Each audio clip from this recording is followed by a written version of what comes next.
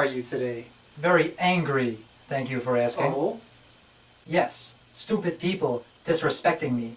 It's like they're trying to make me mad. Well, my angry friend, you can't control them. You can't expect them to act the way you want them to. People must respect me. Everyone should respect each other. People must respect you? You clearly believe you have godlike powers. Godlike powers, yes. I always knew I was special. I mean, how do you figure that? I said no such thing. You implied it. Consider this. If you believed your house must always be clean, this would mean you have the ability to keep your house clean, correct? Yes, I follow you. In the same way, if you believe that everyone must respect you, then you must believe you can magically control everyone else's behavior. Very insightful. So I'm acting as if other people will respect me simply because I expect them to. My expectations can't do jack, though. Precisely. You have made your happiness dependent upon that which you cannot control. I can dig it. I'll never be happy with such ridiculous expectations. How irrational, right? Okay, so this principle needs some clarification. The problem is not just the belief that everyone must respect you. The real issue is that oftentimes when you have an irrational belief, it gets connected with another belief. So what happens if someone disrespects you? Then if that happens, you feel like you can't stand it when people disrespect you. It's horrible. That's what causes the anger. So you start off with this idea, everyone must respect you. This connects with the resulting belief, if people disrespect me, it's horrible and I can't stand it.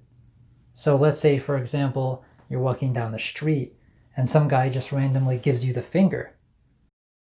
And so like any self-respecting masturbator, you run across the street and administer a well-deserved beatdown to that person. And this was because when they did that, you started off with this idea, everyone must respect me. That person gave me the finger. I can't stand it, the fact that this person disrespected me like that. And when you're thinking about that idea, how dare they disrespect me like that? I can't stand that. And then while ruminating on that thought, that would make the anger kind of start to build up. And of course, the solution to this would be a more irrational belief. So obviously we all have preferences. It's not that you have to just feel nothing about being disrespected.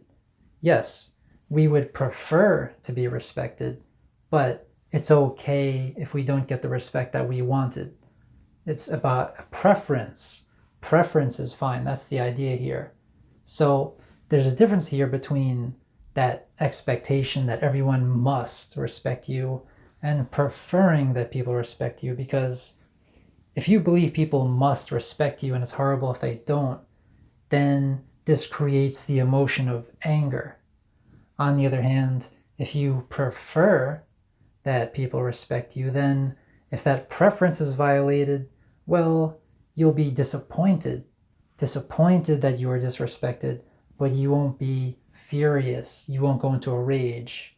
So it's a difference of preference versus that absolutist should or must type of idea. So yeah, you don't like to be disrespected. You would prefer to be respected, but it's okay if people don't act as you want them to.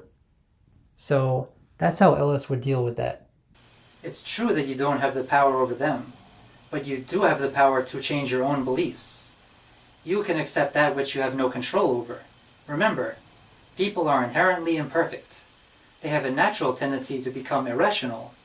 We really can't expect everyone to agree with us. And just as you have fallen prey to anger, they're dealing with their own issues.